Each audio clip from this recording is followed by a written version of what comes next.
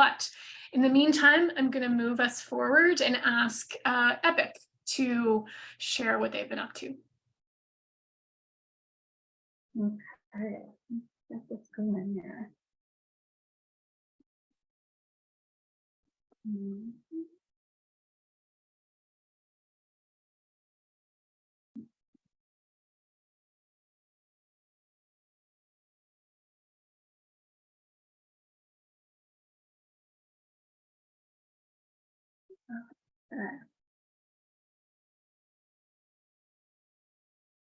If I do that with my notes, can you all see that? We see your PowerPoint, no notes. Excellent. Okay, so my name is Stacey Forrest.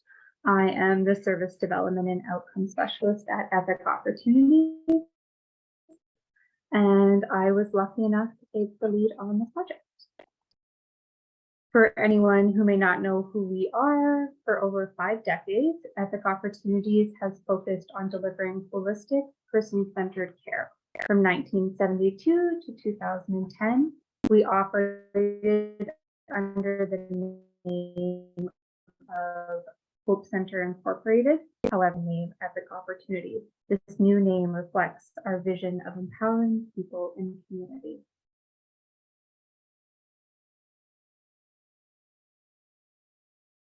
What we set out to do. So taken straight from our initial proposal, you can see we had a clear list of objectives. As I do want to be mindful of time, our main commitment was to honor the rights of the people we serve and create initiatives in the hope of improving overall quality of life. And how we were going to do it? Primarily by creating a new role at the agency, our community resource and outcomes facilitator. And so just to go through some project highlights. So during the duration of the project, we had to fill the position of the community resource and outcomes facilitator twice. Despite this challenge, some noteworthy achievements were made. So we were able to renew our agency's advocacy committee. We started the implementation of some rights reviews, which identify any potential rights, limitations, restrictions that may be present in the lives of the people we serve. We nearly doubled the size of our agency's electronic resource library, and we created connections with other community agencies.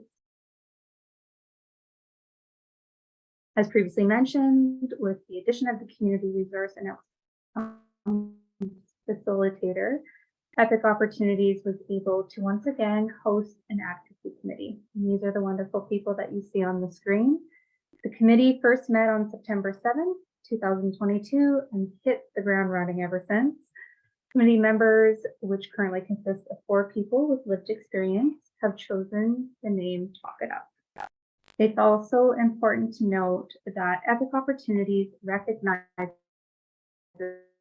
there are other organizations like People First who have been prominent figures in the advocacy community.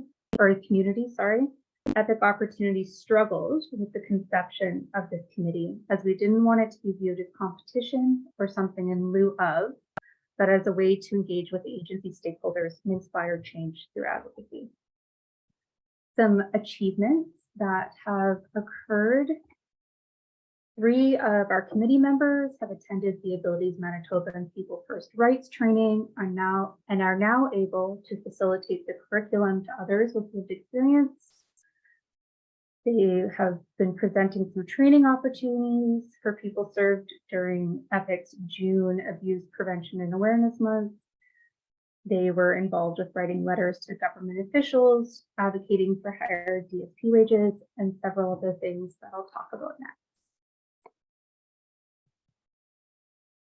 Briefly, I just wanted to note that through a generous donor, Talk It Up received a donation which helped fund projects above and beyond what was initially outlined in our proposed budget. Epic Opportunities has shared these resources with the community throughout the duration of the Innovation and Transformation Project, as seen with the creation of 2 informational videos centered on rights, as well as the Talk It Up guest speaker series. On October 27th, 2022, marked the beginning of the Talk It Up guest speaker series. So each month, a different organization has come to the agency and presented on a variety of topics which were determined by the people we serve. These sessions are hosted as learning opportunities for those with lived experience and open to other community agencies. Invitations are often shared with external networks, advertised by Abilities Manitoba, and promoted internally at Epic Opportunities. And so you can see we've had some great organizations such as Clinic, Manitoba Support, the Manitoba Association for Rights and Liberties, CERC, and many more. And as I previously mentioned, Talk It Up took the lead on the creation of several videos, one of which I'm hoping to share. It's really quick, I promise. Both videos can be found on our Epic Opportunities YouTube page.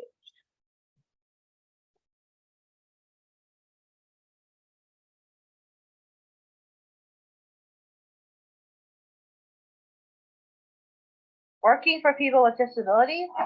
Let us explain what we expect from you and how you can work for us.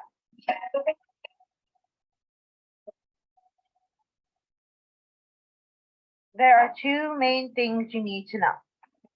All right, just 1 second. Does it look quite large to you guys? We can't see the video. We can just see a slide that talks about the titles, but we can hear it. Yeah, unfortunately, I'm not sure why this wasn't doing this earlier. Okay, what if, let's close this. Try one more time. Does that look better? Working for people with disabilities? Let us explain what we expect from you and how you can work for us. Yeah. Well, unfortunately, that didn't work. I do have the links at the end of this slide to share the videos. So on your own time, I do encourage everybody to go take a look at them. The one I was going to share was kind of created as an orientation or specifically for staff that are DSPs that are working with the people we serve, and the other one is regarding rights and self-advocacy. I really do wish the split up worked. Some project barriers that we ran into. So as anticipated, recruitment and retention. So as I'm sure many other agencies attending today can relate to this, we experienced some difficulties recruiting and later retaining staff for the position of community resource and outcomes facilitator. Over the course of this project, this resulted in a 16-week staffing vacancy, so just over 30% of our allotted project time.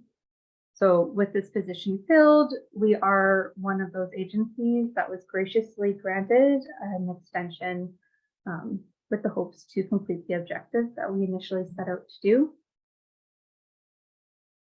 And kind of what's next for Epic Opportunities. So we plan to continue with the guest speaker series.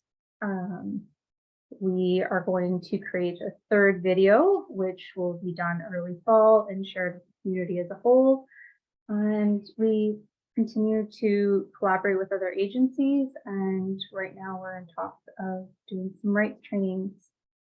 And all of this would only be made possible with our involvement with the Innovation and Transformation Fund. So thank you. Any questions?